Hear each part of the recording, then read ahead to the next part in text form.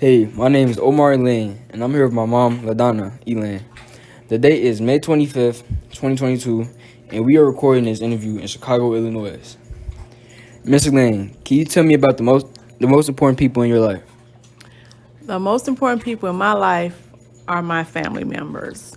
My husband, Omar Sr., my kids, Omar Jr. and Justin Elaine, my mom, of course, and my brother. Okay, that's good. What have been some of the most happiest moments of your life? Some of the most happiest moments of my life were going to see you all perform, whether it would be like in a play at school or a sports event, a game, baseball game, basketball game, and seeing you guys progress and do well. Those are some of the happiest moments in my life. What about any of the saddest moments of your life? The saddest moment in my life would be when we had to put our dog Diamond to sleep. That was one of the saddest moments in my life. And I cried, your dad cried, my mom cried. We said our goodbyes, and she didn't understand what was going on, but I think she sensed it. And it was just so sad. Even when I'm talking about it now, it's sad. And sometimes I have flashbacks because that was just so sad. Something I'll never forget. Okay. Do you remember what was going through your head when you first saw me? Well, your birth, the labor and birth was a long process, a total of 22 hours. Yes, so I was exhausted, but I was, happy to see that you were born, you were healthy, and everything was fine with you. And I was blessed, feeling blessed. I'm very thankful that I was born. How did you choose my name? I chose your name. Well, actually, your dad chose your name because he's a senior, Omar Lane Sr. You're his firstborn, so he wanted to pass down the name to generations. So you're Omar Jr. Okay. What were the hardest moments you had when you were growing up? When I was growing up, Yes. I guess I could say the hardest moments were with my mom being so strict. She's very strict. I couldn't go anywhere. I could not spend the night over a friend's house. No. I spent the night maybe at one friend's house. Not even my closest friends. Not your close friend. Nope. Wow. Nope. So I didn't get a chance to do a lot of things. So those were hard times for me. Well, I'm glad you have the same discipline as strictness as your mom. But Yeah. if you could do everything again, would you raise me differently? The only thing I would say is I would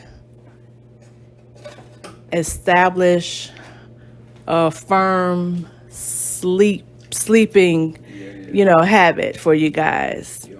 Because that is an issue, getting to bed on time, just a regular sleep schedule. And ever since you guys were little, that's always been a thing. You guys stayed up late. So that's the only thing that I would change. I wouldn't change anything else. Okay. What advice would you give me about raising my own kids? Advice about raising your own kids. always put your kids' needs first before your own. Okay. As you know, hey, I can keep a pair of gym shoes for years. Not a big deal to me, you know. As long as you and Justin have what you need, the things that you want, I'm fine. That's what makes me happy, you know. Love your kids unconditionally, Okay. so that when they grow up, they can love their kids the same way. It's important to spend time with your kids, you know, so you can develop a strong bond. And allow them to speak freely, you know, voice their opinions about different things in different situations. Of course, you got to establish rules, Yeah. you know, and make sure that the consequences are clear and be consistent with it. If this is a rule and it's broken, these are the consequences. Yeah. Stick with it.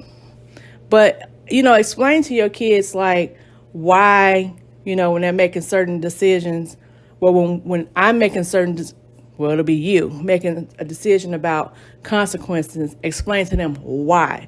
Not just saying you can't do this. Yeah. You can't do this because of this, Okay. you know? So I think those are things that are important to remember when you have your own kids. Okay, that's great advice.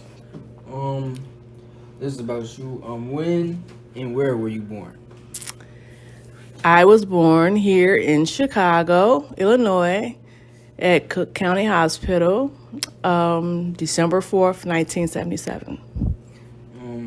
Who were your parents? My parents are Bessie Minifield and Douglas Minifield. And my final question is, how was your relationship with your parents? Well, like I was saying earlier, my mom was so strict when I was younger, I couldn't stand her because I couldn't go places, you know, I couldn't do a lot of things.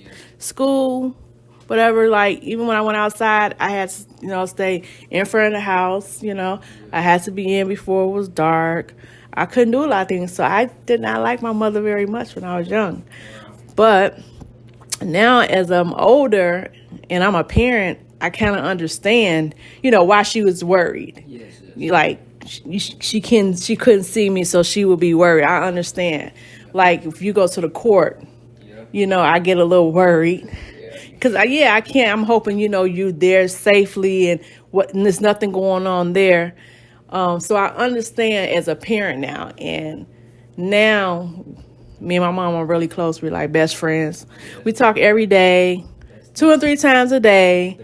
So, yeah, have a good relationship. Those are all the questions I have. Thank you for being part of my interview. And yeah, thank you for being part of my interview. You're welcome. It was a pleasure.